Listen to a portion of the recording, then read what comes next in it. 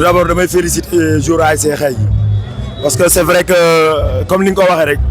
cosaan moo nekkoon ténor bi parce que wax dëgg yàlla am koo xamante ni 2 ans yëpp moom mooy daje ci zone bi nga ñëw bon on a bien préparé nag dañ ko préparé franchement parce que bu ñuy ñëw sóoraale wuñ ñi sax coonaan moom moo nekkoon le véritable ténor de la zone mais on l'a bien préparé joueurs yi booy xool 2 jours la ñu entraîné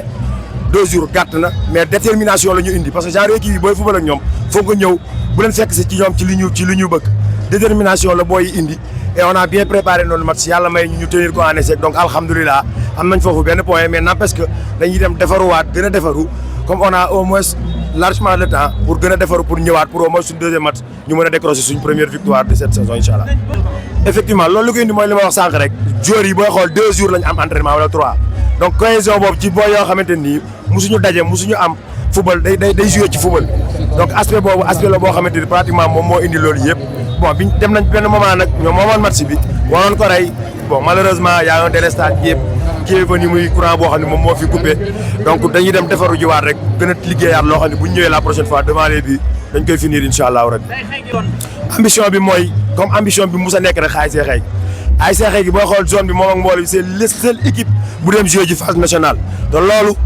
c'était l'année en 2015 dañ ko liggéeyoon donc ci yoon boobu lañ nekkaat c'est vrai que ni 2 ans yi ñu génn metti woon na bon xawoon na am équipe bi xaw a sooxe mais ñu ngi liggéeyaat pour dem foofu ambition bi nag mooy jël zone bi ren incha allahu rabbi ñun loolu. Cheikhouna, je pense que ça a été un match très difficile comme tu l'as dit compliqué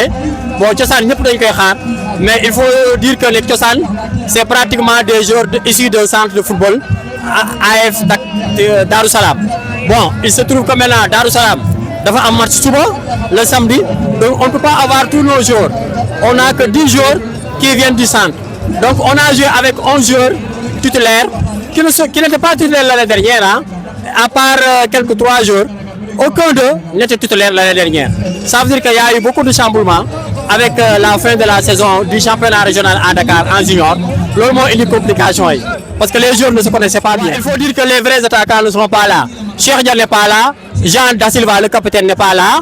Bon, il y a d'autres recrues qui ne sont pas là, mais il faut dire que nag li tax sax ñu reculer ñu attaquant la, c'est un excentré droit, mais tey dama ko jouer comme latéral droit. Donc ça veut dire qu'on n'avait pas assez de défenseurs dans l'effectif moo tax tey ñu wàcce ko wàcce boobu ñu ko wàcce ça nous a posé des problèmes mais gis nga en deuxième mi-temps dans les 25 premières minutes et même jusqu'à la 30e minute on a tenu le coup, on a eu quelques occasions franches mais qui n'ont pas été concrétisées. On va se refaire mentalement, je pense que c'est pas méchant, tout le monde connaît la situation de l'équipe actuellement. On rejoue dimanche matin Inch'Allah contre Diamaguène, donc il faut vite évacuer ce match là et penser au match de dimanche en phase départementale.